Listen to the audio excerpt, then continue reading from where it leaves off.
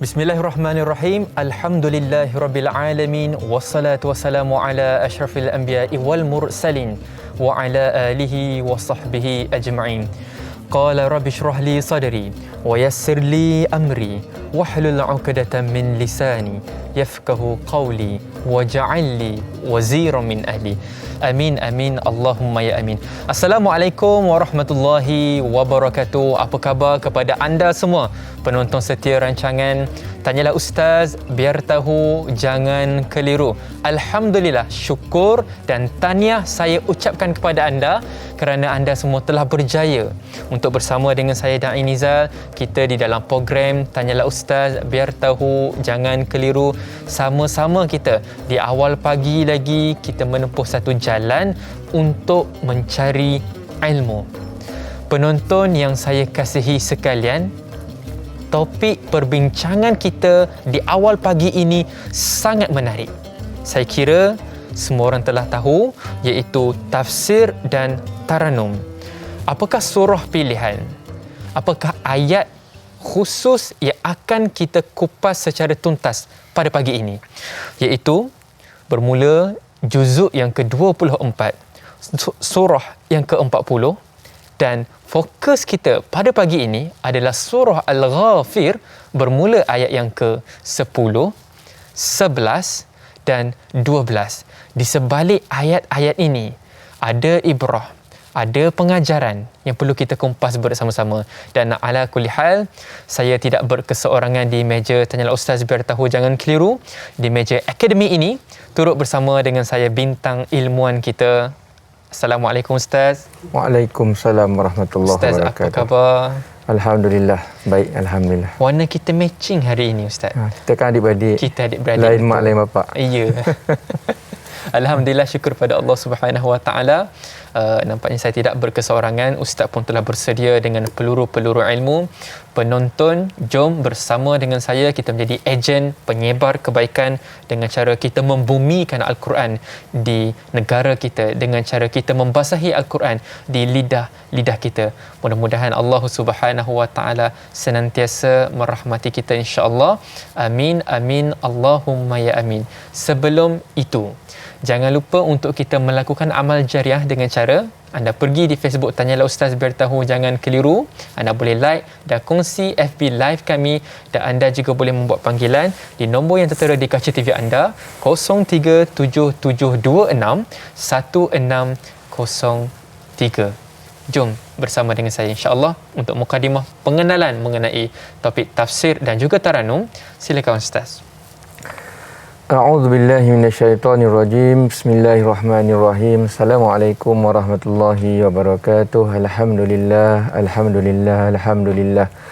Wassalatu wassalamu ala Rasulillah wa ala alihi wa sahbihi wa man walah. Yang saya hormati, yang saya muliakan tuan-tuan dan juga puan-puan, ayahanda dan juga bonda muslimin serta muslimat sidang jemaah kepada kuliah kita yang sangat barakah pada pagi ini, Tanyalah Ustaz biar tahu jangan keliru. Kita mengucapkan setinggi-tinggi syukur kepada Allah Subhanahu Wa Taala kerana atas izinnya, atas rahmat dan juga kasih sayang Allah Subhanahu Wa Taala yang ditunjukkan kepada kita pagi ini, kita dapat memulakan pagi dengan langkah kanan. Maksud saya langkah kanan tu ialah kita dapat bangun awal, dapat sembahyang subuh berjemaah, lepas solat subuh kita dapat berzikir, lepas itu baca Quran, mengaji.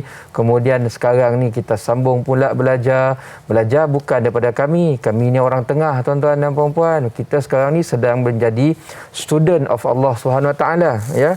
Kita menjadi pelajar direct dengan Allah Subhanahu Wa Taala, belajar daripada Allah Subhanahu Wa Taala sendiri melalui firman-Nya, iaitu ayat Al-Quranul Karim. Dan topik fokus kita pada pagi ini tuan-tuan dan puan-puan, seperti yang dinyatakan oleh Da'i Nizal sebentar tadi, surahnya ialah surah Ghafir. Surah Ghafir ini muka suratnya 468. Saya harap tuan-tuan dan puan-puan, disebabkan pagi ini topik kita Tanyalah Ustaz merupakan topik tafsir, saya harap tuan-tuan dan puan-puan bawa dua perkara. Yang pertamanya Al-Quran kena ada depan kita, dan yang keduanya elok kita bawa buku catatan. Anggap kita belajar nak memahami apakah pesan-pesan mulia, pesan-pesan bijaksana yang ingin Allah SWT sampaikan kepada kita sebagai bekal untuk kita mengharungi kehidupan. Dan ilmu yang kita bincangkan pada pagi ini sangat penting, sebab dengan ilmu inilah kita lebih yakin untuk hidup di atas dasar siratal mustaqim. Pagi tadi baru kita minta, ya Allah tolong bagi saya, tunjukkan saya, show me, tunjukkan saya mana satu jalan yang engkau suka, mana satu jalan yang engkau tak suka. Ihdinas siratal mustaqim, kita minta dalam surah Fatihah. Allah Subhanahu Wa Taala sedang memberikan jawapannya dengan melorongkan hati anda, tuan-tuan dan puan-puan. Ini saya kata nikmat. Allah lorongkan hati kita pagi ini. Kita sama-sama buka TV, buka pula rancangan Tanyalah Ustaz, belajar di dalam surah Ghafir. Elok buka muka surat 468. Ya. Pagi ni silibus kita tak banyak, ayat 10 sampai ayat 12. 3 ayat sahaja. Walaupun nampak macam sikit, tapi tuan-tuan dan puan-puan, ini firman Allah Subhanahu Wa Taala. Walaupun ayatnya sedikit, tetapi hikmahnya sangat banyak. Kita mulakan pagi ini dengan kita mengaji dulu, boleh nah tuan-tuan dan puan-puan? Saya akan baca 3 ayat ini, sama-sama kita cek tajwidnya, sifat hurufnya, panjang pendek, dengung dan sebagainya. Mudah-mudahan ada barakah dan kita yakin Quran ni tuan-tuan dan puan-puan hebat. Kita baca ya, walaupun belum faham lagi dah dapat pahala. Masya-Allah tabarakallah. Pegang pun dapat pahala, pandang pun dapat pahala, dengar pun dapat pahala. Apatah lagi kita nak belajar. Insya-Allah semoga semuanya diberkati. A'udzu billahi minasy syaithanir rajim.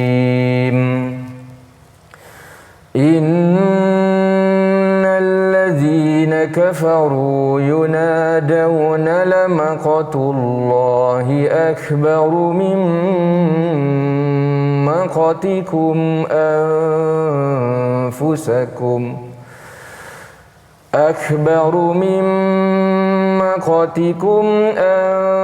أنفسكم إذ تدعون إلى الإيمان فتكفرون قالوا ربنا أمتنا اثنتين وأحييتنا اثنتين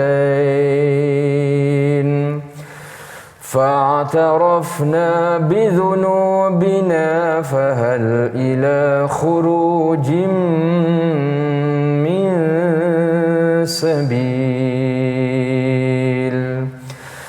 ذلكم بأنه إذا دعي الله وحده كفرتم وإن يشرك به تؤمنوا فالحكم لله العلي الكبير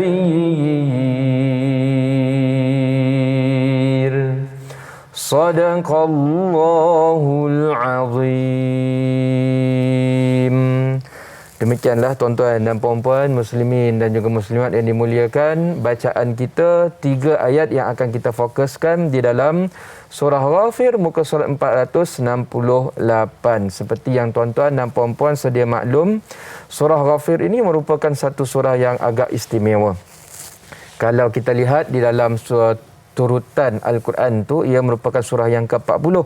Tadi Da'i Nizal ada bagi tahu apa maksud surah yang ke-40 tu. Maksudnya begini, Al-Quran ni dia ada 114 surah yang disusun di dalam 30 chapter. Tu orang putih cakap chapter. Bahasa kita selalu guna 30 juzuk. Tu perkataan dia, ya. So surah pertama surah Fatihah. Kalau buka Al-Quran mula-mula tu tuan-tuan dan puan, surah Fatihah. Nombor 2 Baqarah, nombor 3 Ali Imran, nombor 4 An-Nisa, Maidah, An'am, A'raf dan sebagainya. Maknanya tadi saya bilang kan, dia makin lama meningkat. Surah yang kita baca hari ni nombor 40.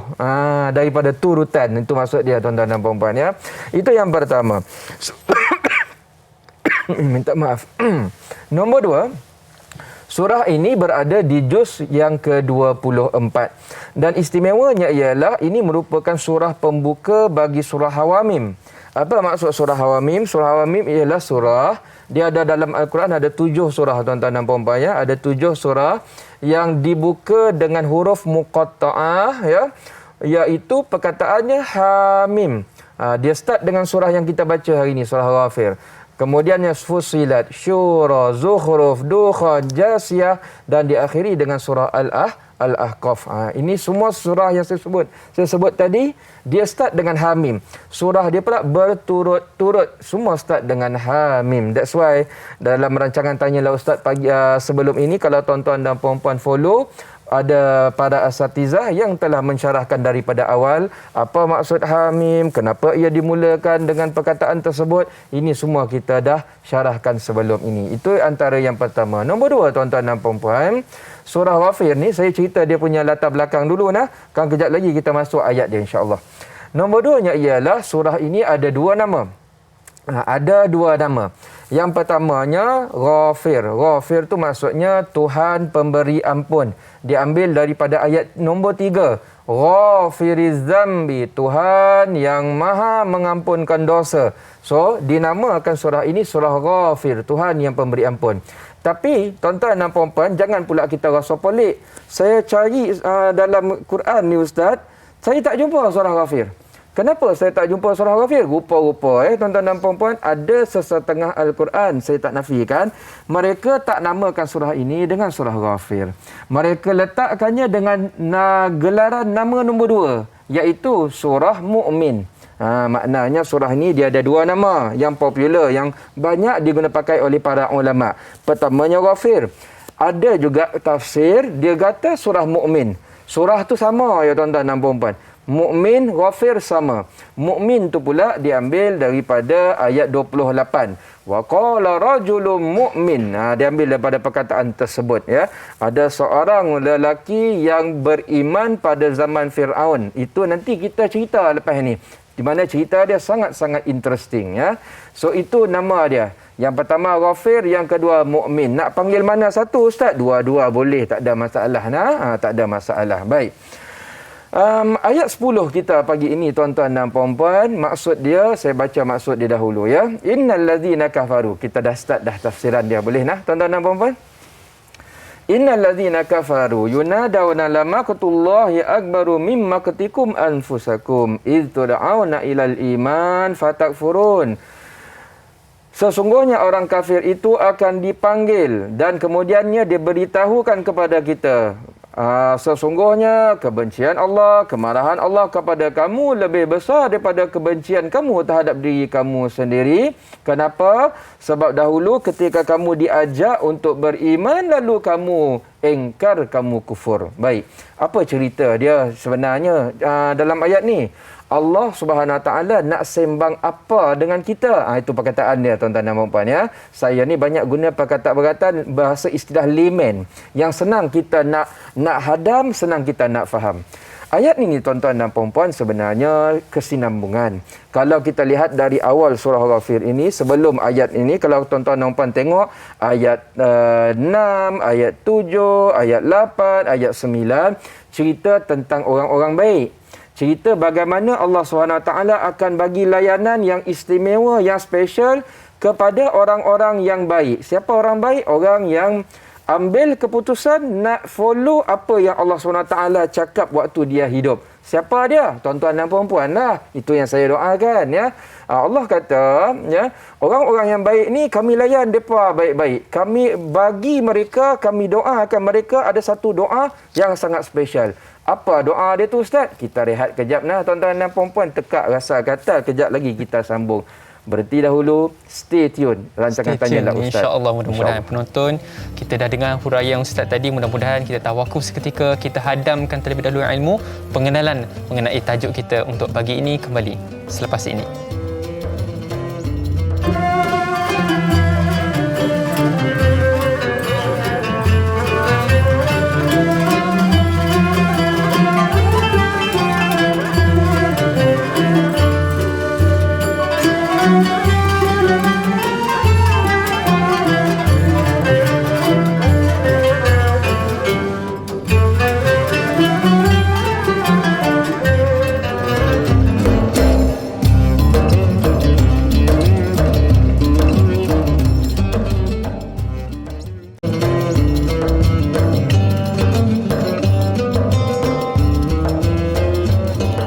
Penonton yang saya kasihi sekalian, surah Al-Ghafir, khusus fokus kita pada hari ini adalah ayat yang ke-10, 11 dan juga 12. Penonton, kalau tadi Ustaz baru sahaja memberi syarahan kepada kita, sebelum ini kita menceritakan tentang perihal orang-orang yang baik. Penontonlah, penonton setia rancangan Tanyalah Ustaz biar tahu, jangan keliru. Tapi pagi ini kita nak menceritakan, kita nak menghurai, kita nak mensyarahkan lagi perihal orang-orang yang degil. Lebih kurang macam tu Ustaz ya. InsyaAllah, mudah-mudahan. Baik, silakan Ustaz untuk sambungan tadi. Baik, terima kasih banyak Da'i Nizal. Tuan-tuan dan puan-puan yang dimuliakan, kita sambung balik. Tadi saya ada bagi tahu untuk orang yang baik-baik macam tuan-tuan dan puan-puan, kita tak rugi sebenarnya sebab dalam ayat nombor 7, ni kita saja macam recall balik lah, refresh biar kita nampak kesinambungan ya tuan-tuan dan puan-puan. Ayat nombor 7, 8, 9 ni Ustaz sebelum ni dah syarah, tapi saya just recall. Dia cerita tentang orang baik-baik, nanti malaikat akan doakan kita. Malaikat minta ada 5 perkara tuan-tuan dan puan-puan. Memula doa, malaikat doa apa kepada kita? Rabbana wasi'ta kulla syai'in rahmatan wa ilma. Faghfir lil ladzina tabu wa tabau sabilaka wa qihim azabal jahim. Ya Allah, tolong ampunkan dosa orang-orang yang baik-baik ni, yang selalu bertaubat, yang semayang taubat, banyak berzikir, banyak istighfar ni. Yang mereka ni memang betul nak ikut Al-Quran dan juga sunnah waktu mereka hidup, jaga betul-betul hidup mereka. Allah malaikat doa kat kita. Nombor 2, malaikat kata tolong cover dia orang, pelihara dia orang supaya jangan masuk neraka. Ini 2 doa dah best ni tuan-tuan dan puan. Kemudian malaikat ni tambah lagi ni. Rabbana wa adkhilhum jannati adnin allati wa'atahum. Ya Allah, masukkan mereka semua dalam syurga Aden. Masukkan mereka. Jangan masukkan mereka seorang-seorang ya Allah. Masuk juga orang yang baik-baik, wa man salaha min abaihim, daripada ni abah mereka, mak mereka yang dah meninggal, atuk nenek kat atas-atas tu, wa azwajihim, suami isteri mereka, dan juga anak-anak cucu cicit mereka. Maknanya malaikat ni punya cantik berdoa. Mereka nak sangat kita ni nanti duduk dalam syurga sekeluarga, satu family. Ya, itu doa malaikat. Kemudian ni malaikat tambah lagi, waqihimus sayyi'at, pelihara mereka, jaga mereka, jangan bagi mereka kena perkara-perkara yang tak baik. Masya-Allah, tabarakallah. Ini tuan-tuan dan puan-puan, malaikat dah lama doa untuk kita, tiap-tiap hari kita aminkan. Itu latar belakang orang baik. Ni masuk ayat nombor 10, cerita pula apa kisah orang-orang yang degil, orang-orang yang tak nak menurut. So orang ini di pada hari kiamat nanti apa cerita mereka? So Allah SWT kata ya, nanti pada hari kiamat orang-orang kafir, orang-orang yang menolak, reject agama ni, first mereka akan menyesal. Punyalah mereka menyesal sampaikan mereka marah sangat dengan diri sendiri. Kenapa mereka menyesal, marah sangat dengan diri sendiri ni tuan-tuan dan puan? Sebab barulah mereka perasan dulu waktu mereka hidup di dunia, mereka ni tak buat right decision. Ni saya saja guna perkataan orang putih ni. Tadi sembang dengan Nizal cakap orang putih, tuan-tuan dan puan. Dia terpengaruh sikit ya. Dia tak buat right decision, dia sombong ya. Dia minta maaf perkataan dia ni, saya sebut supaya kita dapat rasa nah. Dia benci sangat terhadap versi degil dia tu. Dia benci sangat, dia marah sangat. Itu maksud maktun tuan-tuan dan puan-puan. Maktun tu dia bukan sekadar marah biasa. Kalau marah biasa selalunya perkataan dia ghadab. Ini yang kita baca dalam surah Fatihah, ghairil maghdubi alaihim. Maghdub tu marah. Ghadab, marah. Maqtullah dalam ayat 10 ni digunakan perkataan maktun. Maktun tu maksud dia apa? Allah Subhanahu Wa Taala marah dalam masa yang sama cukup benci, cukup menyampah lah kita kata macam tu. So kenapa orang kafir ni mula-mula dia marah dan dia benci diri dia? Sebab dia rasa kesal sangat dengan versi degil dia. Kita ni tuan-tuan dan puan-puan, kita memang ada versi degil dia waktu hidup. Contoh. Kadang-kadang kita badan sedang sihat, tapi doktor dah bagi amaran, jangan makan banyak sangat makanan-makanan laut ni, nanti kena penyakit gout. Kita pun pergi restoran tu yang kita order banyak-banyak. Masa makan tu lupa diri, balik dah kaki dah bengkak. Masa bengkak sakit tu, waktu tu kita buat apa? Kita marah terhadap versi tadi tu. Versi diri kita yang makan sampai lupa diri. Itu maksudnya tuan-tuan dan puan-puan, lamaktullahi akbaru mimmaktikum anfusakum. Orang kafir sedang marah diri dia, kenapalah aku tak nak ikut ajaran Al-Quran dan juga Rasul ni, kalau tak aku tak duduk dalam neraka Jahannam. Dia tengah marah. Allah SWT bagi tahu, kamu tahu ke tidak, kamu sedang marah diri kamu tu, kamu sedang bengang, kamu sedang geram. Sebenarnya hakikatnya kegeraman Allah, kemarahan Allah SWT jauh lagi besar daripada kemarahan kamu terhadap diri kamu sendiri. Sebab apa? Sebab dulu kami dah jaga kamu kat dunia. Kami bagi rezeki kamu kat dunia. Kami bantu kamu hantar Rasul, hantar Nabi, hantar Ustaz, hantar Ustazah, hantar tanyalah Ustaz, macam-macam. Kami nak cuba sedaya upaya selamatkan kamu di dunia dan juga akhirat. Iz tud'auna ilal iman, ayat nombor 10 ya. Fatakfurun. Macam-macam cara kami nak bantu kamu supaya kamu dapat hidayah. Dengan hidayah kamu selamat dunia akhirat. Tapi waktu tu kamu kufur. Kufur tu maksudnya apa? Kamu sombong. Kamu nak lawan. Kamu ni pelekeh orang-orang yang nak sampaikan ni. Kamu anggap Al-Quran ni kecil, ya, hadis ni rasa kamu tak bermanfaat. Kamu buat tak tahu dengan agama. Allah lagi besar kemarahannya terhadap apa yang kamu buat berbanding dengan kemarahan dan kegeraman kamu sekarang. Wallahu alam. Itu latar belakang ayat nombor 10.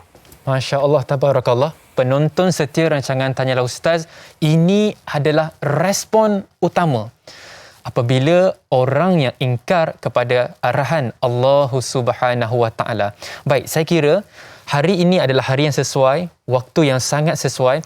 Kalau penonton setia, anda semua boleh sama-sama dengar rancangan Tanyalah Ustaz. Biar tahu, jangan keliru. Di hadapan anda sekarang ni, duduk dalam rumah, kita ada satu naskah Al-Quran. Lebih cantik lagi kalau dalam setiap isi rumah kita ini ada satu kitab tafsir Pimpinan Ar-Rahman. Sama-sama kita tengok Tanyalah Ustaz dengan ahli keluarga yang lain. Tengok apa syarahan-syarahan Ustaz berkenaan dengan surah Al-Ghafir ayat 10, 11 dan 12. Baiklah Ustaz. Ustaz dah bersedia dengan soalan-soalan Facebook kita? InsyaAllah boleh. InsyaAllah. Ala kulli hal, kita nak raikan soalan yang pertama dari penonton kita. Soalan Facebook. Soalan daripada Intan Zurina Abdul Razak. Ayat yang ke-10. Di mana mereka yang kafir akan membenci perbuatan mereka ketika di dunia yang menolak ajaran Islam. Soalan saya, setakat manakah kita perlu berdakwah kepada orang kafir mahupun kepada orang Islam itu sendiri supaya kita tidak diheret sama ketika kita dipersalahkan pula oleh puak-puak ini kerana gagal menyampaikan dakwah kepada mereka? Sejauh manakah Ustaz tahap untuk kita berdakwah kepada mereka supaya nanti di hari akhirat sana tidak ada proses tuntut-menuntut? Silakan Ustaz. Baik, terima kasih banyak. Pertamanya saya ucapkan kepada Puan Intan Zurina Abdul Razak soalan yang sebenarnya sangat bagus untuk kita memikir tentang sejauh mana kita perlu berdakwah kepada orang kafir ataupun kepada orang Islam sendiri supaya nanti kita ni tak dipersalahkan pada hari kiamat. Sebab kita tahu Allah SWT marah sangat kepada orang yang menolak agama, orang yang reject agama. So, apa peranan kita? Tuan-tuan dan puan-puan yang dimuliakan, jawapan dia ialah kita ikut apa pandangan yang dinyatakan oleh Allah SWT sendiri. Wal takum minkum ummatu yad'una ilal khairi wa ya'muruna bil ma'ruf wa yanhauna 'anil munkar, ya. Kata Allah SWT, ini saya baca ayat daripada surah Ali Imran. Hendaklah ada di kalangan kamu ummah, ada satu grup yang yad'una ilal khair. Mereka ini sentiasa berdakwah. Dakwah ni maksudnya mengajak, tuan-tuan dan puan-puan. Ajak orang ke arah kebaikan. Kebaikan apa yang paling terbesar? Tak lain dan tak bukan Al-Quran dan juga sunnah baginda Rasulullah sallallahu alaihi wasallam. Inilah resource kebaikan, intipati kebaikan yang paling tinggi. So Allah Subhanahu Wa Taala sangat puji orang yang selalu berdakwah. Rasul sallallahu alaihi wasallam pun kata begitu. Balighu anni walau ayah. Apa yang kamu tahu daripada saya walaupun satu poin. Baru belajar tanyalah ustaz, tahu dapat satu poin je. Yang satu poin tu hendaklah kamu sampaikan. Maknanya dakwah ni kerja mulia. Kalau tuan-tuan dan puan-puan nak tahu ya, dulu Rasul apa kerja pemenan baginda? Kerja pemenan baginda adalah berdakwah, tuan-tuan dan puan-puan. Ini kerja mulia. Siapa yang berdakwah, dia sedang bantu agama, dia sedang bantu Allah Subhanahu Wa Taala. Dan orang yang bantu Allah Subhanahu Wa Taala ini, Allah Subhanahu Wa Taala memang jaga dia, memang bagi dia kemuliaan yang sangat tinggi dunia dan juga akhirat. Tapi sampai mana tahap kita, apa yang perlu kita buat dalam konteks dakwah kita sekarang ini kepada Muslim dan juga non-Muslim. Saya akan cerita kejap lagi tuan-tuan dan puan-puan. Kita berehat seketika, saya pas kepada Da'i Nizam. Alhamdulillah, syukur pada Allah Subhanahu Wa Taala. Ustaz telah penghuraikan. Kita tengok tadi tugas utama Nabi SAW adalah pemenenjau Ustaz ya, iaitu dakwah itu sendiri. Tetapi bagaimana peranan dakwah itu kepada diri kita? Tawakuf seketika, berzikir dan berfikir. Kembali selepas ini.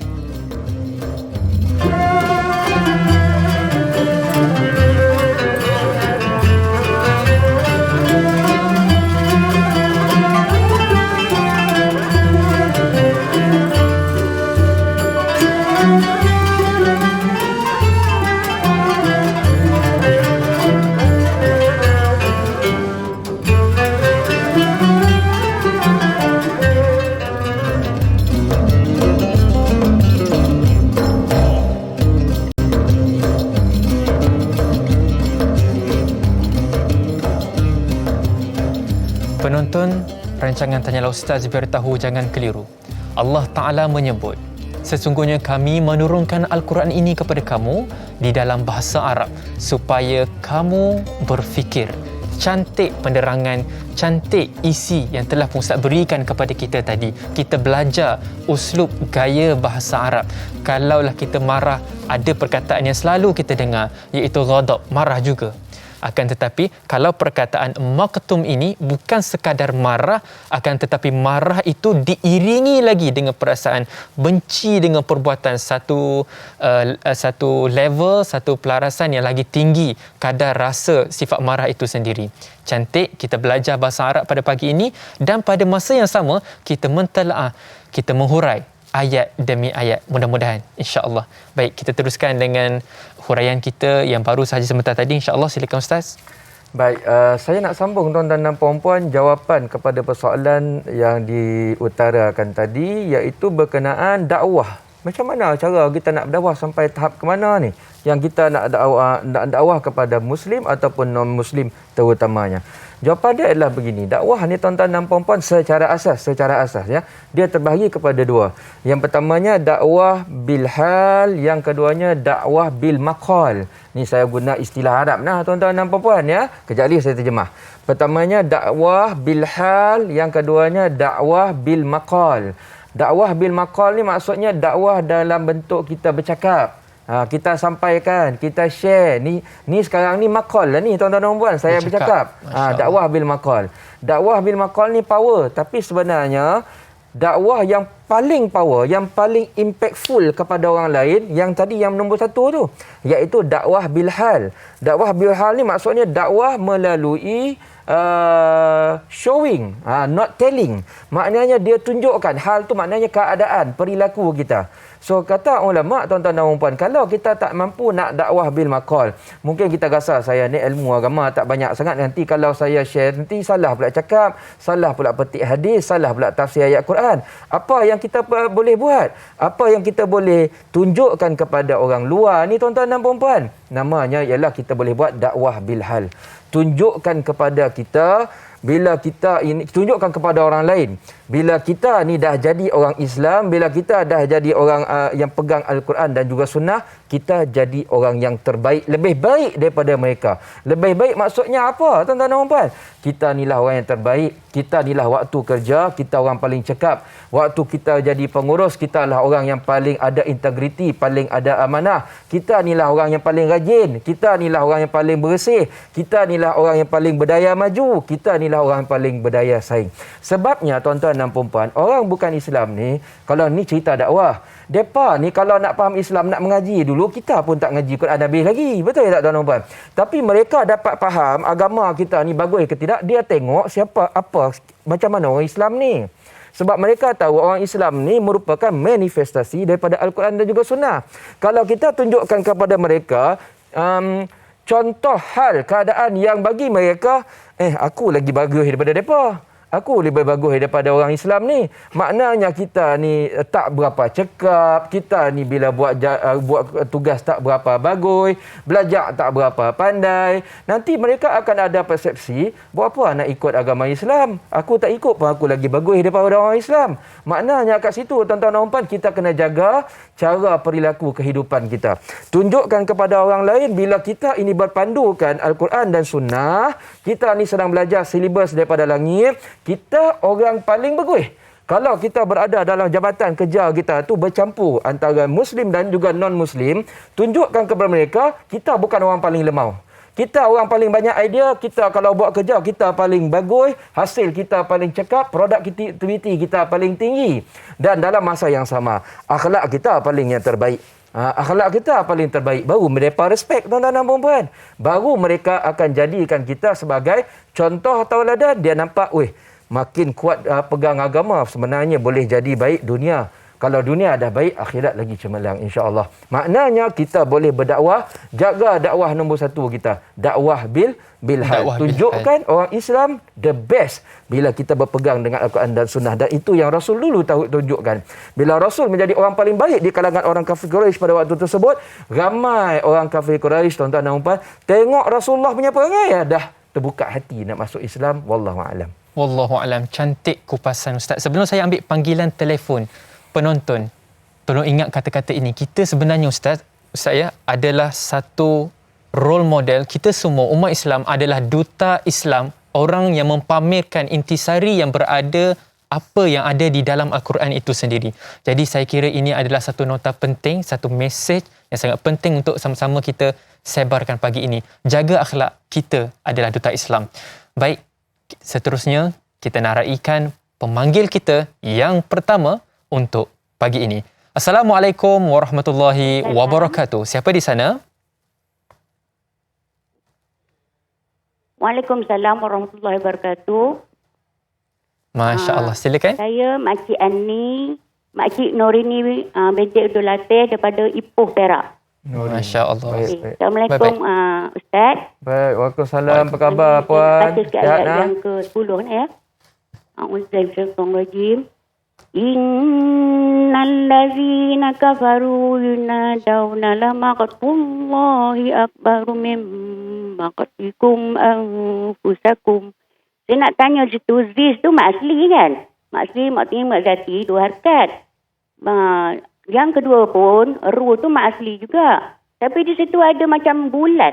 Saya nak tanya, apa perbezaannya situ Z dengan ru tu? Walaupun kedua-duanya mak asli, mak tinggi, mak zati. Itu soalan yang pertama. Soalan yang kedua, kenapa orang-orang kafir ni benci kepada diri mereka sendiri?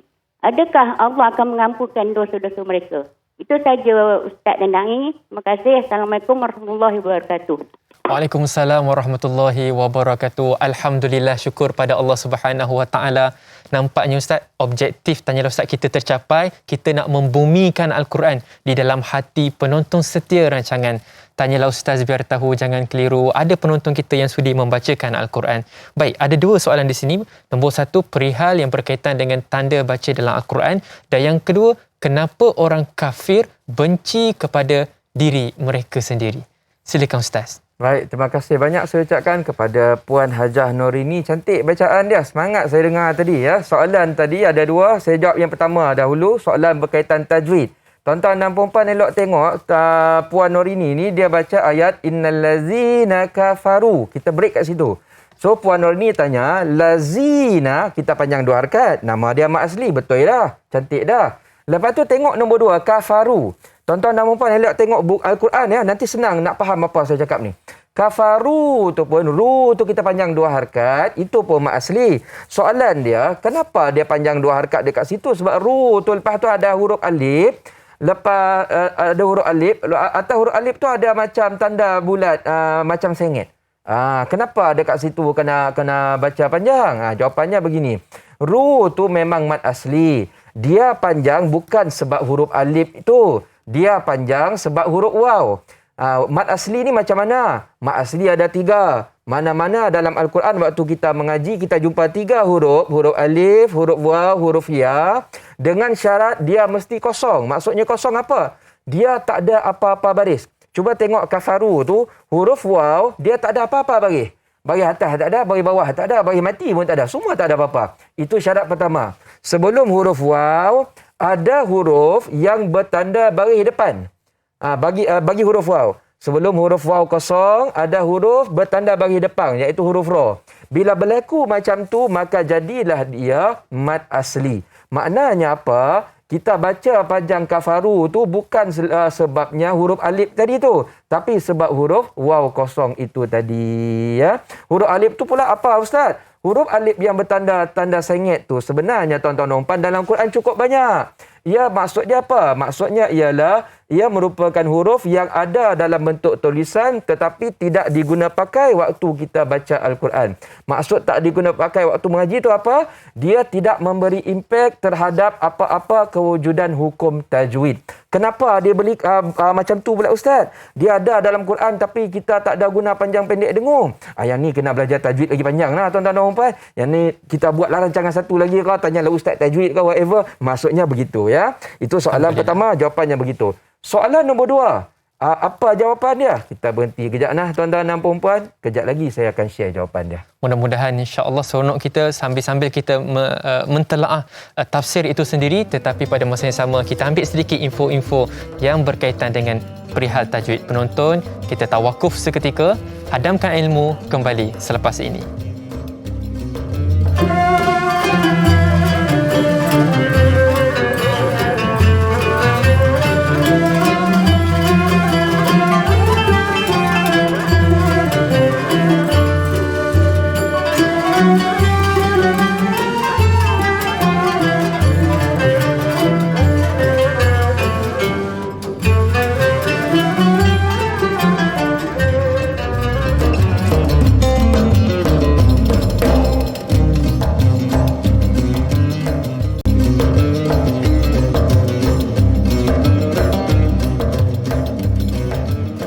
Penonton rancangan Tanyalah Ustaz, biar tahu jangan keliru. Terlintas satu perkara dalam pemikiran saya.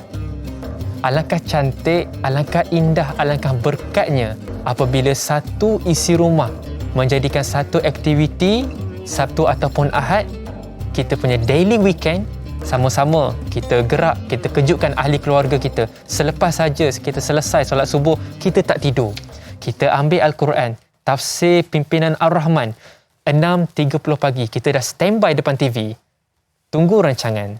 Tanyalah Ustaz biar tahu jangan keliru. Topiknya adalah tafsir dan taranum. Maknanya kita mengkaji Ustaz ya. Kita menghurai satu demi satu. Bahkan kupasan tajwid itu juga detail kami berikan kepada anda. Jadikan Tanyalah Ustaz ini adalah satu perintis, adalah satu madrasah di dalam rumah anda. Mudah-mudahan insya-Allah. Berbalik kepada soalan terakhir tadi Ustaz, kenapa orang kafir marah kepada diri mereka sendiri semarah-marahnya? Silakan Ustaz. Baik, terima kasih banyak tuan-tuan dan puan-puan yang dimuliakan. Kita sambung balik jawapan kepada soalan yang ditanyakan oleh Puan Nurini yang call kita tadi sebentar tadi, yang manggil kita sebentar tadi. Soalan nombor 2 beliau bertanya tentang orang kafir ni, dia marah, dia bengang kepada diri dia sendiri, tapi kemudian Allah SWT kata, saya lagi bengang dengan kamu, saya lagi marah kepada kamu. Dan kemudiannya, adakah orang kafir ni bila dah minta maaf dan sebagainya, dia dapat lepas ke tidak daripada api neraka? Jawapannya tuan-tuan dan puan-puan, dia tak dapat lepas. Sebab Allah SWT kata, hari kiamat memang kami tak bagi second chance. Bukan setakat second chance, third chance, fourth chance, five chance pun semua tak dapat dah pada hari kiamat. Dan kerana itu tuan-tuan dan puan-puan, ulama sangat mementingkan, sangat menganjurkan apabila kita hidup sekarang lah ni supaya kita nanti selamat pada hari kiamat. Satu perkara yang perlu kita buat tiap-tiap hari, jangan lepas tuan-tuan dan puan-puan. Perkara tersebut iaitu kita perbanyakkan taubat. Banyak baca doa taubat. Doa taubat yang terbaik apa tuan-tuan dan puan? Ni saya nak share ya. Tuan-tuan dan puan-puan boleh baca yang pertama Sayyidul Istighfar. Itu yang pertama, Sayyidul Istighfar. Allahumma anta rabbi. Kalau tak tahu apa dia Sayyidul Istighfar tu, boleh Pergi dekat internet, tulis ya, nanti dia search, dia jumpa. Itu yang pertama. Yang keduanya, tuan-tuan dan puan-puan, kalau kita ni nak bertaubat terhadap dosa silam kita, kita berdoa dan kita nak doa kita tu lebih cepat dan mudah makbul, amalkan doa taubat Nabi Adam. Doa taubat Nabi Adam tu tuan-tuan dan puan-puan, ada saya beritahu dalam buku saya ni 45 doa grade A, muka surat 207. Rabbana zalamna anfusana. Ini doa taubat Nabi Adam. Dulu kan Nabi Adam ada buat selek sikit. Lepas tu Allah SWT keluarkan daripada syurga, letak dekat dunia. Nabi Adam menyesal. Nabi Adam minta maaf banyak-banyak. Lama-lama lepas baca satu doa, Allah ampunkan dosa Nabi Adam. Apa doa yang powerful tu? Doa taubat powerful tu. Rabbana zalamna anfusana wa illam taghfir lana. Itu dalam surah Al-A'raf ayat 23. Amalkan, baca tiap-tiap hari tuan-tuan dan puan-puan. Nombor 3, baca doa taubat Nabi Yunus. Dalam buku ni saya ada beritahu buka surat 213. Doa taubat Nabi Yunus apa? La ilaha illa anta subhanak inni kuntu minaz zalimin. Semua ada kita beritahu dalam buku kita ni. Ini semua doa bagus-bagus tuan-tuan dan puan-puan. Doa yang mustajab yang Allah SWT beritahu dalam buku 45 doa grade A. Kalau anda semua nak dapatkan buku ni, boleh pergi kepada FB saya, Ustaz Asraf. Eja betul, ASRAFF. Ada saya beritahu cara dia. Dan itu jawapan kepada soalan kita tadi, supaya kita tidak dimarahi oleh Allah SWT pada hari kiamat. Banyakkan taubat, banyakkan kembali kepada Allah SWT sementara nyawa masih ada terkandung di dalam badan kita. Wallahu a'lam. Wallahu alam. Cantik dan tersusun. Kita katakan aktiviti harian umat Islam itu bukan sahaja dipimpin dengan doa, tetapi dengan tujuan kehidupan itu sendiri. Baik, kita nak raikan pemanggil kita yang seterusnya. Boleh saya terima, Ustaz? Boleh, silakan. Boleh, insya-Allah. Bismillahirrahmanirrahim.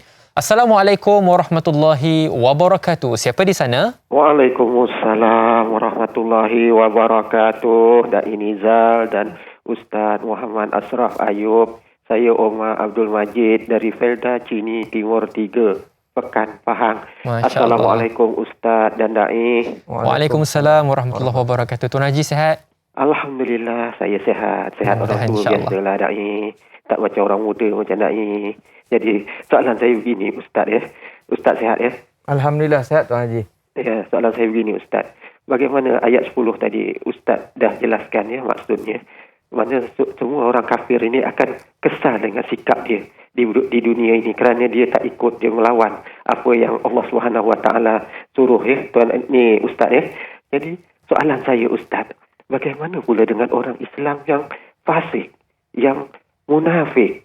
Ini pun ada juga dalam masyarakat kita ni, masyarakat mukmin ni Tuan Haji. Ni Ustaz, kadang-kadang mereka ni dalam pada baik pun ada juga asat dengkinya, khianat, macam-macam Ustaz ni. Ni Ustaz, apakah nasib mereka juga sama macam orang kafir? Kerana neraka ini dikelilingi oleh yang sesuai sangat dengan hawa nafsu. Yang itulah yang disuka sangat. Mengatur orang, mengadu domba orang. Bukannya mulutnya kadang-kadang dalam jari jemari juga buat perkara yang macam ini Ustaz. Jadi bagaimana keadaan mereka ini? Adakah mereka sama dengan apa yang Ustaz jelaskan dalam ayat 10 tadi, iaitu sama macam orang kafir, kesal dengan sikap yang dibuat di muka bumi ini? Itu soalan saya Ustaz dan Dai. Terima kasih banyak Ustaz dan Dai. Assalamualaikum. Waalaikumsalam warahmatullahi wabarakatuh. Tahniah dan cantik soalan daripada Tuan Omar Abdul Majid. Soalan ini adalah di luar kotak pemikiran kita sebenarnya. Kalau kita tengok pada ayat yang ke-10 ni menggambarkan gambaran perihal bagaimana kemarahan Allah Subhanahu Wa Taala terhadap mereka yang ingkar akan arahannya. Tetapi bagaimana pula dengan umat Islam? Mereka yang ada sifat fasik ini, mereka juga yang ada masanya derhaka kepada Allah Subhanahu Wa Taala. Bagaimanakah nasib mereka ketika hari akhirat sana? Silakan Ustaz, insya-Allah. Baik, pertamanya saya ucapkan terima kasih banyak kepada Tuan Haji Omar kita. Ini salah seorang daripada penonton setia kita rancangan Tanya ala Ustaz. Biar tahu jangan keliru. Soalan beliau berkenaan tentang ayat yang kita baca ni, cerita tentang orang kafir. Orang kafir itu memang kita kata straight to the point lah. Dia minta maaf macam mana pun, bila dah masuk neraka Allah kata kami tak bagi peluang lagi. Kami tak bagi peluang lagi untuk dia selamat ke, dia apa ke, kami tak bagi peluang. Tapi bagaimana pula dengan orang Islam. Iaitu siapa? Dia bukan nak tuding jari orang lain. Kita tuding diri kita sendiri, tuan-tuan dan puan. Saya cakap ni, saya tuding kat diri saya. Ashraf, itu maksud dia. Ashraf, kamu sekarang ni jadi panel tanyalah Ustaz. Kamu ada banyak ilmu agama. Kamu rasa kamu selamat sangat ke? Kamu rasa kamu ni memang dah bersih ke hati, dah tak ada sifat munafik lagi ke? Kamu rasa kamu dah baca Quran banyak-banyak tu Allah terima ke segala amalan kamu? Kamu rasa dosa kamu yang kamu buat waktu kamu remaja, waktu kamu umur 20, 30, 40, dosa kamu seorang-seorang, dosa kamu dengan mak bapak, dosa kamu dengan kawan-kawan, dosa kamu waktu kerja, dosa kamu waktu mencari rezeki, dosa kamu waktu mendidik anak, dosa kamu dengan isteri, dosa kamu dengan banyak lagi, dengan pekerja dan sebagainya. Kamu rasa kamu safe sangat ke sampai kamu sekarang ni nak tengok orang lain je punya salah? Tak, tuan-tuan dan puan-puan. Ayat ni sebenarnya kita takut sebab hari kiamat sebenarnya hakikatnya ialah semua orang takut. Semua orang takut. Tak kira dia orang baik ke dia orang tak baik.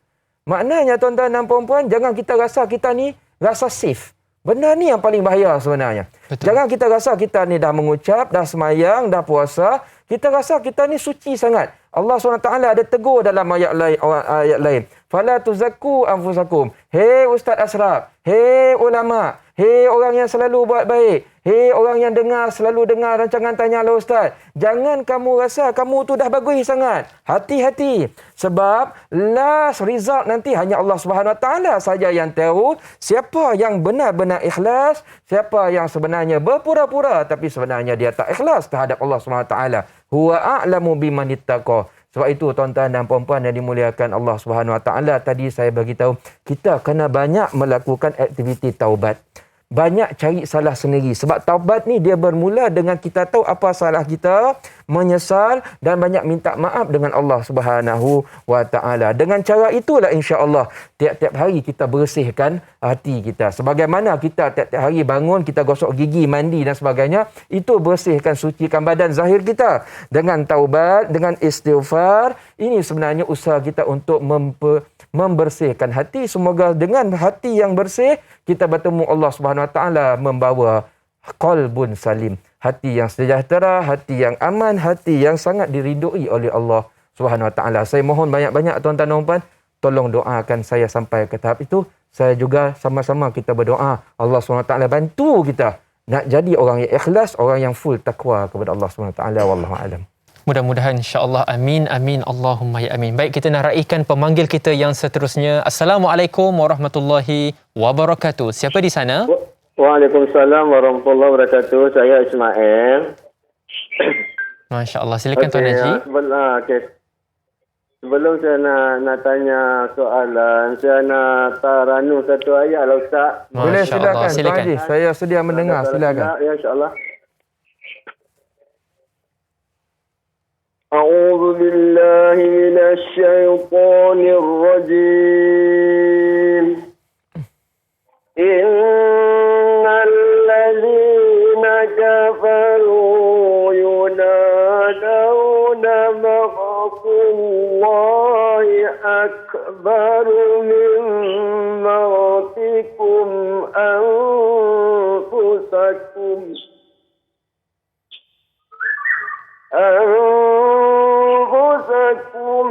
إذ تدعون إلى الإيمان فتكفرون صدق الله العظيم. Okey, soalan saya Ustaz, adakah di padang masyarakat setiap orang yang mengingkari hukum-hukum Allah SWT akan rasa menyesal kerana tidak mahu beriman di dunia dahulu?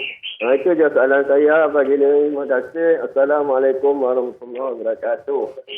Waalaikumsalam warahmatullahi wabarakatuh. Adakah akan ada satu rasa penyesalan di dalam hati mereka? Silakan Ustaz. Jawapannya, terima kasih banyak kepada Tuan Haji. Jawapannya seperti yang telah saya terangkan tadi, penafsiran yang kita bincangkan sekarang, itulah jawapan dia. Iaitu orang kafir bukan sekadar dia menyesal, dia bengang, dia marah, dia geram kepada diri dia sendiri. Kenapa dulu waktu aku sedang elok banyak rezeki waktu dulu aku hidup kat dunia cukup cantik, aku tak nak beriman, aku tak nak percaya, aku tak nak letak extra effort untuk memahami agama. Dan itulah perkara yang sedang berlaku di dalam ayat ini. Pada hari kiamat, orang-orang sedemikian mereka akan menyesal sangat, marah sangat. Tapi kata Allah SWT, nasi bukan sekadar dah jadi bubur, dia dah hangit. Dia dah hangit. Duduklah kamu di dalam neraka, kami takkan keluarkan kamu. Tidak ada peluang kedua untukmu. Demikianlah bicara ayat yang kita bincangkan sekarang. Kita takut. Mudah-mudahan bukan kita orang yang dimaksudkan. Ya Allah, tolong protect kami daripada kemarahan-Mu. Amin, amin, ya rabbal alamin. ya amin. Inilah yang kita panggil sebagai kualiti di dalam ayat. Kita murajaah satu demi satu. Baiklah penonton, kita selesai dalam murajaah ayat yang ke-10. Sekarang kita nak beranjak pada ayat yang ke-11 dan juga 12. Jadi saya kira mungkin Ustaz boleh belanja satu, Ustaz, ya. Belanja bacaan Al-Quran, bukan belanja lagu, jangan salah faham. Belanja satu bacaan Al-Quran. Kita nak basahkan, kita nak bumikan Al-Quran dalam hati kita, insya-Allah. Silakan Ustaz. Tuan-tuan dan puan-puan, kita teruskan lagi penafsiran kita. Ayat yang ke-11. Qalu rabbana amattana snataini wa ahyaytana snatain fa'tarafna bizunubina fahal ila khurujim min sabil. Ayat ni cerita sambungan apa yang orang kafir waktu tu mereka tu dah rasa terdesak, mereka dah rasa panas api neraka, mereka nak lari tapi mereka tak dapat nak jumpa jalan keluar. Mereka buat apa dengan Allah SWT? Ni bahasa kita, mereka begging, itu perkataan dia. Mereka merayu kepada Allah SWT. Ya Allah, qalu, saya sambung ayat ni, ya. Qalu, ramai-ramai cakap ni. Rabbana, ya Allah, ya Tuhan kami. Amattana snataini, dulu engkau telah matikan kami 2 kali. Wa ahyaytana snataini, dan kau pernah hidupkan kami 2 kali. Sekarang fa'tarafna bizunubina, kami mengaku kami banyak buat salah. Kami tahu kami degil, kami engkar. Dulu ada rancangan tanya lah Ustaz, kami tutup TV tak nak dengar. Lebih kurang macam tu lah, tuan-tuan dan puan-puan, ya. Fa'tarafna bizunubina, maksudnya dia dah mengaku salah. Dia dah menyesal betul-betul. Lepas tu dia minta, dia appeal, itu perkataan dia. Dia begging. Fahal ila khurujim min sabil. Ada tak kau boleh bagi kami cara, jalan, boleh tak kami keluar daripada azab siksa yang kami dah tak tanggung, tak tahan perit dia ni, ya Allah. Itu request orang-orang kafir ni, tuan-tuan dan puan-puan. So jom kita tengok apa maksud cerita ayat ni. Cerita ayat ni, tuan-tuan dan puan-puan, mula-mula orang kafir kata, ya Allah, engkau dah matikan kami 2 kali. Apa maksud matikan kami 2 kali? Kita ni, tuan-tuan dan puan-puan, memang kita mati 2 kali, ya. Nanti kita hidup memang 2 kali, tuan-tuan dan puan-puan. Mati yang pertama ialah waktu kita mati dalam bentuk janin sebelum roh ditiup dalam badan kita. Itu start kita. Kita ni tahu kita start dalam perut ibu, tuan-tuan dan puan-puan. Start air mani bercantum, lepas tu nanti dia jadi segumpal daging, segumpal darah, darah jadi daging, daging jadi tulang. Lama-lama dia ada bentuk. Dia ada bentuk janin. Tapi waktu tu dia tak gerak lagi lah.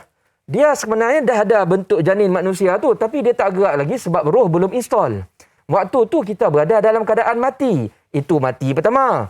Kemudian tuan-tuan dan puan-puan, Allah bagi kita roh. Bila Allah install, masukkan roh, kita hidup, tuan-tuan dan puan-puan. Itu kehidupan yang pertama. So, bila pula mati nombor 2, hidup nombor 2 ni? Kejap lagi nak kita sambung, tuan-tuan dan puan-puan. Tekak saya nak kena basah dengan air kejap. Nanti kita sambung balik cerita kita. InsyaAllah. Amin, amin. Allahumma amin. Penonton setia yang saya kasihi sekalian, kita nak melabuhkan tirai di TV3 dan kita ada siaran tambahan selama 30 minit di TV9. Saya kira banyak info, banyak maklumat yang telah kita kongsikan. Jom bersama dengan saya kita hadamkan terlebih dahulu ilmu yang telah diberikan kembali selepas ini.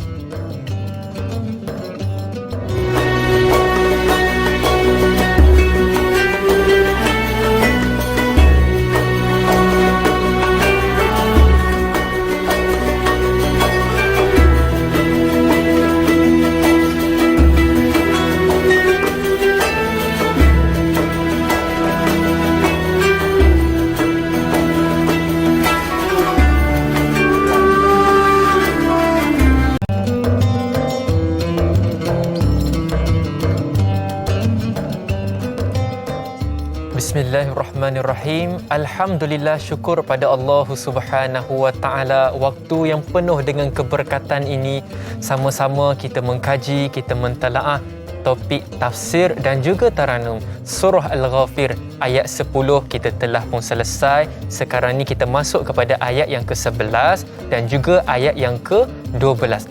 Perihal yang berkaitan keadaan, reaksi, respon mereka yang ingkar kepada arahan Allah Subhanahu wa taala. Baiklah, kita nak raikan soalan Facebook yang seterusnya insya-Allah. Bismillahirrahmanirrahim. Soalan daripada Puan Masrifah Nur Jamain. Soalannya adalah ayat 11. Pada ayat ini, adakah penyesalan orang-orang kafir atau mereka hanya ingin terlepas dari azab neraka apabila jelas melihat kekuasaan Allah Subhanahu wa taala mematikan mereka 2 kali dan menghidupkan mereka 2 kali?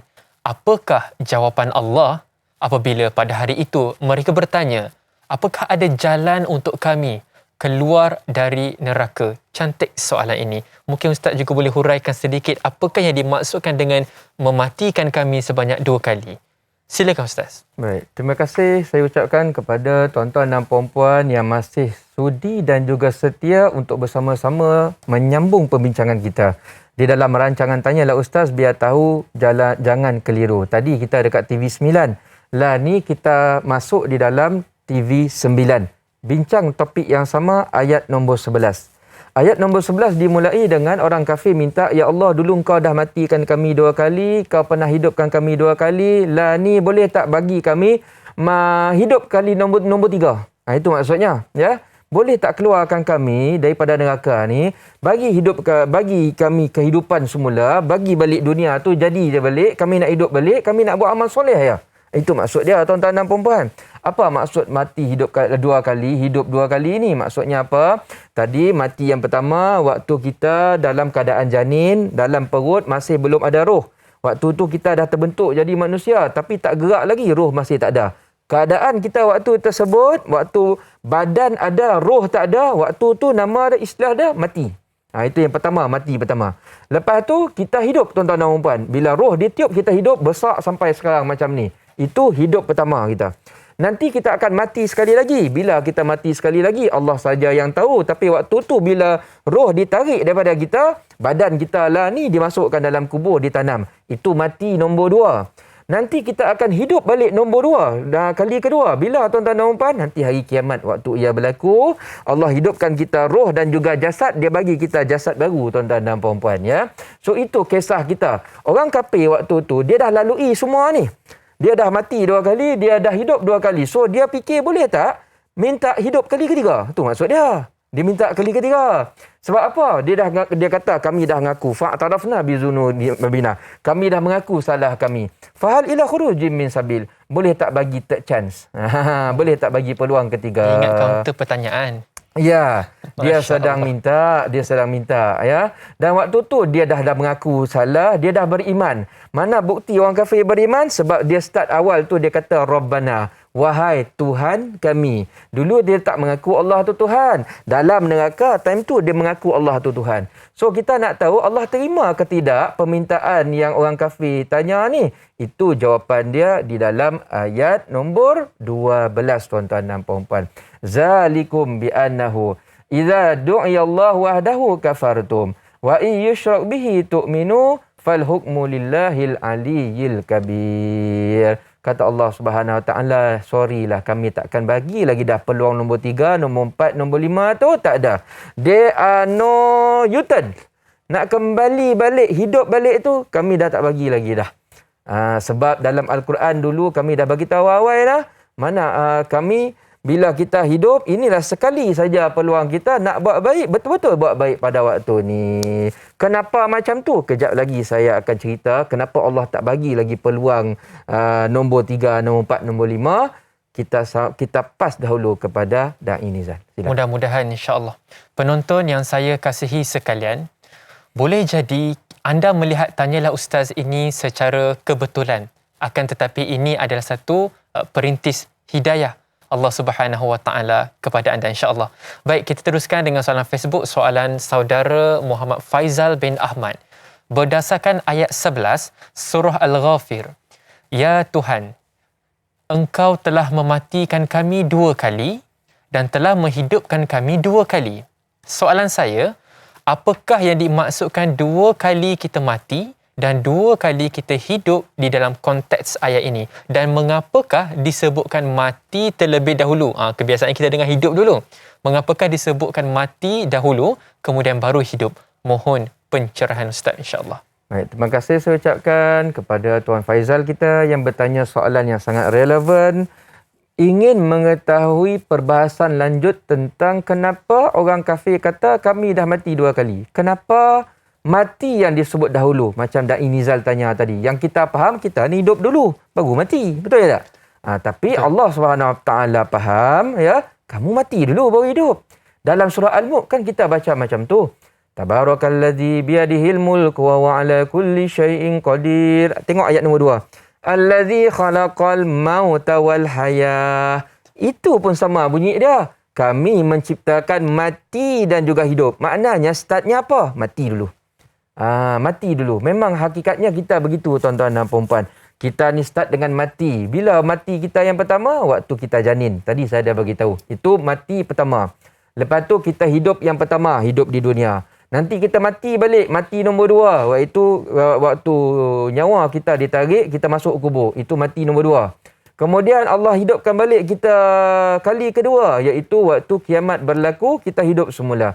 Itu yang dimaksudkan mati 2 kali, hidup 2 kali. Kenapa mati start dulu? Sebab itulah asal kita. Waktu kita berasal di dunia ini, kita bukan terus ada nyawa. Mula-mula nyawa tu tak ada lagi. Bila Allah masukkan roh di dalam janin tersebut, barulah kita bergerak, menangis, menendang semua dalam perut ibu pada waktu tersebut. Wallahu a'lam, itu jawapannya. Wallahu a'lam. Maka lahirlah kita di atas muka bumi Allah Subhanahu wa ta'ala. Baiklah, Ustaz, sekarang ni kita nak masuk kepada syarahan ayat yang ke-12. Silakan Ustaz. Baik. Tuan-tuan dan puan-puan yang dimuliakan, kita sambung ayat yang ke-12. Zalikum bi annahu idza du'iyallahu wahdahu kafartum. Allah SWT cakap, kami memang dah tak bagi kamu dah peluang untuk kamu hidup semula di dunia. Sebab dunia waktu tu pun dah tak ada. Kami dah hancurkan. Ya? Hari kiamat ni tuan-tuan dan puan, dunia yang kita hidup lah ni dah tak ada dah. Dah tak ada dah. So kami dah tak boleh nak bagi peluang lagi. Ya? So apa yang berlaku? Kenapa kami tak bagi peluang? Allah SWT kata, Zalikum bi annahu idza du'iyallahu wahdahu kafartum wa yushrak bihi tu'minu. Kenapa kami tak bagi peluang lagi dah kepada kamu? Sebab waktu kamu hidup dahulu, kamu buat kesalahan paling besar. Apa paling besar kesalahan tersebut?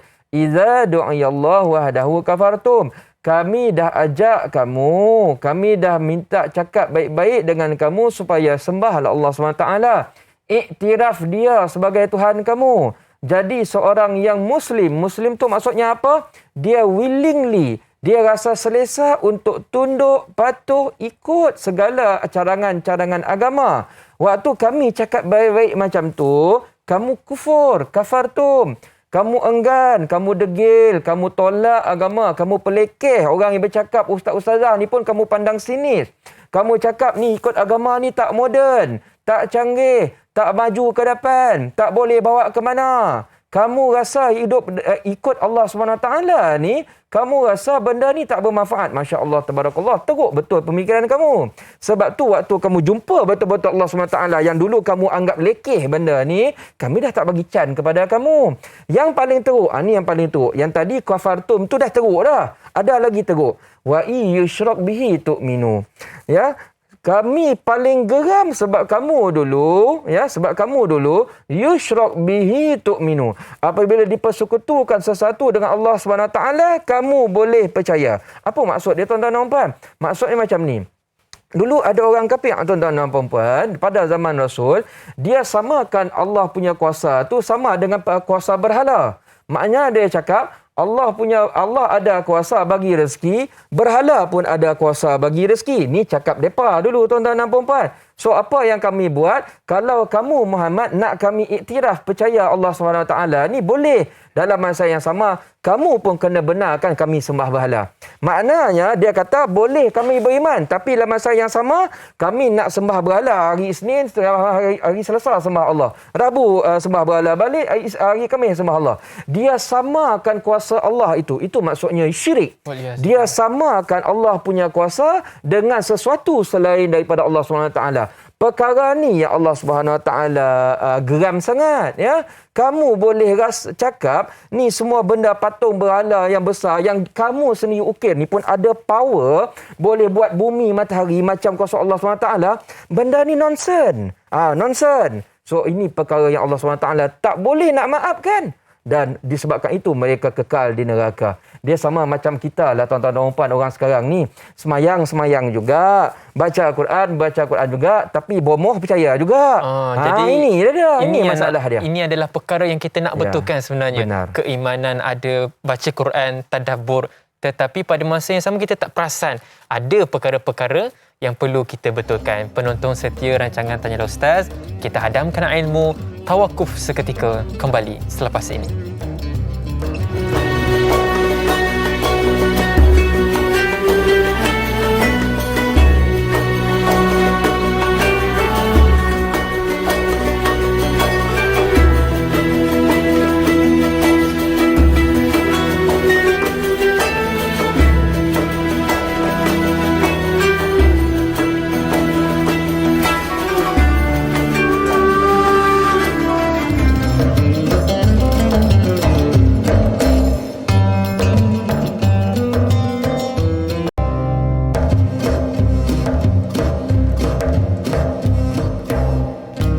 Alhamdulillah, syukur kita kepada Allah Subhanahu Wa Taala. Kita mengkaji ayat demi ayat surah Al-Ghafir. Sangat berkualiti masa kita pada pagi ini, di mana kita dapat membaca, kita dapat melihat bagaimanakah respon, reaksi orang yang ingkar kepada Allah Subhanahu Wa Taala. Penonton, saya kira selepas ini suka untuk saya ingatkan kepada anda semua, setiap kali topik tafsir dan juga taranum, kita standby Al-Quran di hadapan kita, insya-Allah sama-sama kita bersama dengan ahli keluarga kita jadikan Tanyalah Ustaz biar tahu jangan keliru sebagai satu perintis ilmu di dalam rumah kita, insya-Allah. Soalan Facebook yang seterusnya. Soalan daripada saudari Mazni Hasan. Soalannya adalah, merujuk ayat yang ke-12 surah Al-Ghafir ini, adakah benar kaum kafir tidak mengingkari Tuhan sebagai pencipta tetapi cuma menolak rububiyah di alam semesta, dan terkadang disebabkan kebodohan mereka terjebak dalam khurafat serta menganggap suatu fenomena jika memiliki kekuatan tertentu?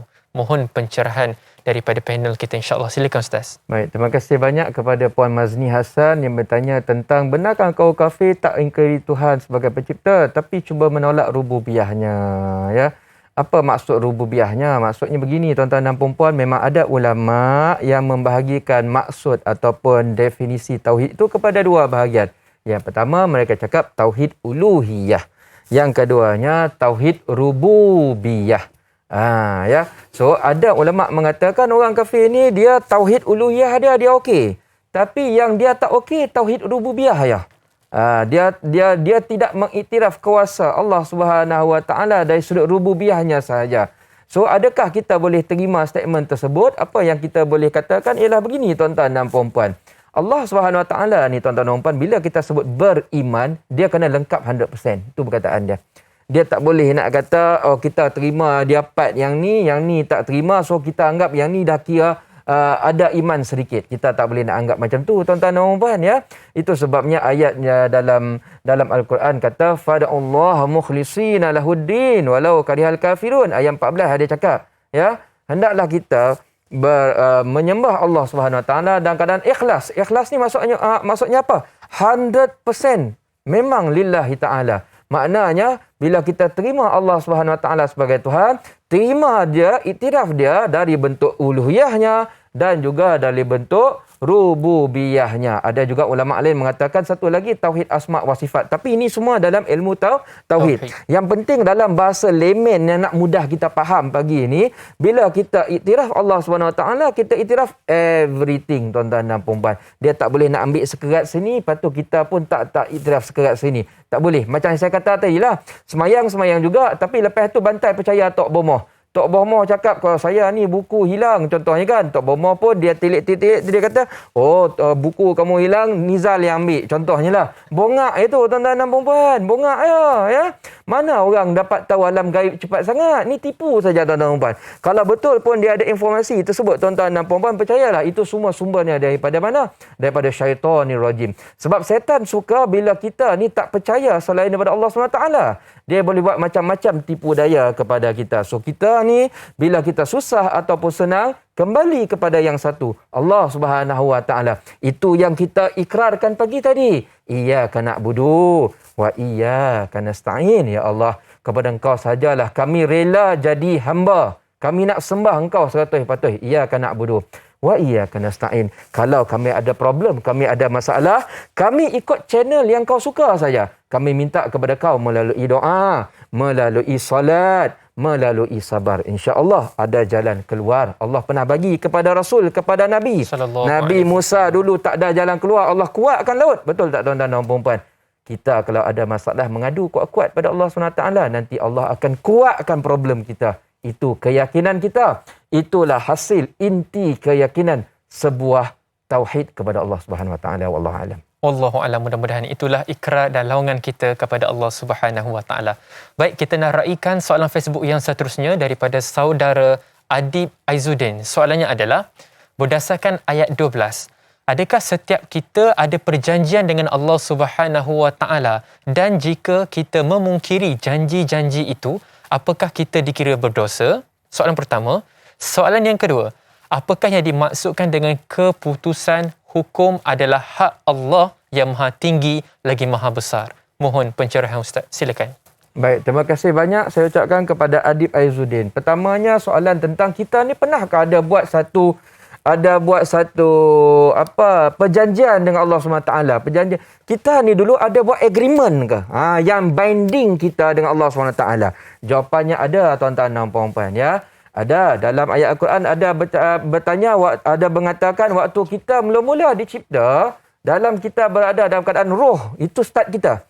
Kita ada dalam keadaan roh, Allah SWT dah buat satu agreement dengan kita. Allah tanya satu soalan. Alastu bi rabbikum? Adakah kamu ini mengaku aku ini Tuhan kamu? Kita jawab apa? Qalu bala syahidna. Kami mengaku engkau Tuhan kami. Maknanya, kita dah awal-awal mengaku, kami sekarang ni dah jadi hamba Allah, kami mengaku engkau Tuhan kami nak patuh engkau 100%.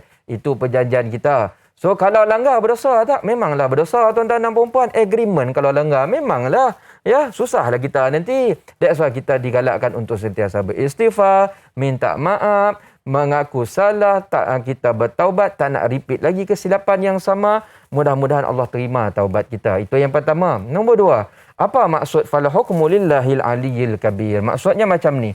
Tadi orang kafir minta kepada Allah SWT, waktu mereka dah kena celup, kena balun teruk dalam neraka, dia begging Allah, ya Allah tolong bagi kami ya peluang ketiga ataupun peluang kedua, keempat, kelima ke. Keluarkan kami daripada neraka, bagi balik dunia, bagi kami hidup, nanti kami nak buat baik ya, nak sedekah, nak semayang, nak puasa, rajin saja ya. So Allah SWT kata, dah tak boleh dah, kami dah tak bagi lagi dah kamu peluang tersebut. Dan Allah SWT tutup ayat nombor 12 itu, Allah kata apa? Fal hukmu lillahil aliyyil kabir. Inilah keputusan, hukum tu maksudnya keputusan. Ya, inilah keputusan yang muktamad daripada kami. Dan kenapa kami kata ini keputusan muktamad? Sebab keputusan ini sendiri bukan malaikat yang bagi. Ini keputusan datang daripada Allah SWT sendiri yang sifatnya ali, maha tinggi, yang sifatnya kabir, maha besar. Dia seolah-olah macam ni tuan-tuan dan puan. Keputusan untuk masukkan orang kafir ni dalam neraka dan benda tu tak boleh nak amend, tak boleh nak tukar, ini datang bukan daripada mahkamah seksyen. Ini bukan daripada mahkamah tinggi. Tak. Kalau mahkamah seksyen, mahkamah tinggi ni dia ada lagi mahkamah lain boleh bincang-bincang lagi. Kata Allah SWT, tak. Ini bukan tahap hakim magistrat yang bagi tahu. Ini sebenarnya hakim daripada mahkamah persekutuan. Maknanya mahkamah paling tinggi ni. Dia kalau dah sampai tahap tu, nak rayu lagi, nak ubah lagi, dah tak ada lagi dah tuan-tuan dan puan-puan. So ini keputusan ni, keputusan apa? Orang kafir tak diberi second chance. Tak dikeluarkan daripada neraka khalidina fiha abada. Mereka kekal dalam neraka tersebut. Siapa punya keputusan ni? Malaikat ke? Tak. Rasul ke? Tak. Ini datang daripada Allah Subhanahu Wa Taala. Jangan main-main lah. Allah Subhanahu Wa Taala bagi tahu awal kepada kita supaya Allah minta kita fikir. Fikir apa tu Ustaz? Prepare cantik-cantik lah ni. Jangan buat mistik macam mistik orang kafir yang masuk neraka. Bila mereka dah masuk nanti, there are no second chance, kata Allah Subhanahu Wa Taala. Wallahu alam. Wallahu alam. Jadi ambillah peluang yang sementara kita masih ada ini dan juga kesedaran ini, mudah-mudahan kita tidak mengulangi kesilapan kita yang lalu. InsyaAllah. Kita teruskan dengan soalan Facebook yang seterusnya. Soalan daripada Izzara Zulaika. Soalannya adalah, berdasarkan ayat 12, bagaimana bentuk-bentuk azab yang akan mereka terima ketika itu sebagai panduan agar kita tidak terjerumus pada perkara kesyirikan yang mengundang kemukaan Allah Subhanahu Wa Taala. Bagaimanakah bentuk-bentuk azab yang akan mereka terima kelak, Ustaz? Silakan. Baik, terima kasih banyak soalan daripada Izzara Zulaiha. Saya suka soalan daripada Izzara Zulaiha ni sebab dah nampak dah yang Izzara ni dah mula nak minat mengkaji agama, mengaji. Sebab sekarang ni topik kita topik neraka. Orang kafir kena azab, ya. Dalam ayat kita baca ni dia tak cerita secara detail azab tu bentuk dia macam mana. Adakah azab tu dia mungkin kena berdiri dekat dinding, angkat kaki sebelah ya kah selama 2 jam ya, ataupun azab tu kena cubit ya kah, ataupun azab tu mungkin dia tak bagi makan 2-3 hari kah. Kita fikir macam tu dah, kata Allah SWT, neraka ni janganlah kita fikir-fikir boleh masuk, kita boleh tahan. Tak ada tuan-tuan dan puan-puan. Tak tahan azab. Tak tahan azabnya. Dalam Al-Quran buka ada banyak ayat lain Allah SWT ada beritahu. Saya nak bagi satu ya sebab masa kita dah tinggal sikit ya. Anda buka surah Kahfi ayat 29. Surah Kahfi kita elok rajin baca hari Jumaat nah, betul tak? Buka ayat 29. Allah SWT kata apa? Inna a'tadna lizalimina naran ahata bihim suradiquha. Kami sediakan neraka kepada orang-orang yang kufur, orang yang zalim ini. Macam mana keadaan neraka? Ahata bihim suradiquha. Neraka ni dia serekup depa. Tahu serekup tak tuan-tuan dan puan? Dia kepung. Maknanya kita kalau masuk dalam neraka tu dia tak ada jalan keluar lagi dah. Dia kalau jail tu dia tutup dalam dinding dah tuan-tuan dan puan. Dia tak boleh nak keluar lagi dah. Itu masuk serekup. Bayangkan kita ni kena serekup dekat satu tempat yang cukup ada banyak api, ada banyak asap. Mampu kita tuan-tuan dan puan. Belum kena bakar dengan api pun asap tu pun dah tak boleh bernafas, betul tak? Dan bila kita masuk dalam api, selalunya apa? Kita perit menyerit-nyerit sebab kita rasa sakit dan kemudian dalam masa yang sama kita rasa haus. Bila kita haus, kita nak cari air. Allah SWT kata, dalam neraka ada air. Wa iyastaghisu. Ni ayat berapa? Ayat 29 surah Kahfi. Bila mereka minta air, kami bagi air. Ingatkan dia nak bagi can lah. Tak. Yurasu bima'in kalmuhli yashwil wujuh. Kami, bila mereka minta air, kami bagi air. Ni saya nak bagi demo ni, tuan-tuan dan puan. Demo ya. Dia bagi air macam ni. Bagi air, kita akan air nak minum kan? Betul tak tuan-tuan dan puan? Yurasu bima'in kalmuhli yashwil wujuh. Kita baru ambil air tu dekat muka. Muka kita ni luluh. Jatuh muka kita ni sebab air ni terlalu panas. Belum minum lagi. Muka ni dah luluh, dia cair ni. Jatuh kat bawah. Waktu tu kita minum tak? Dalam ayat lain cakap, air yang daripada tembaga tu punya panas tu, walaupun kita panas, kita tahu dia sakit minum, waktu tu kita dah tak boleh buat apa, tuan-tuan dan puan, kita minum juga.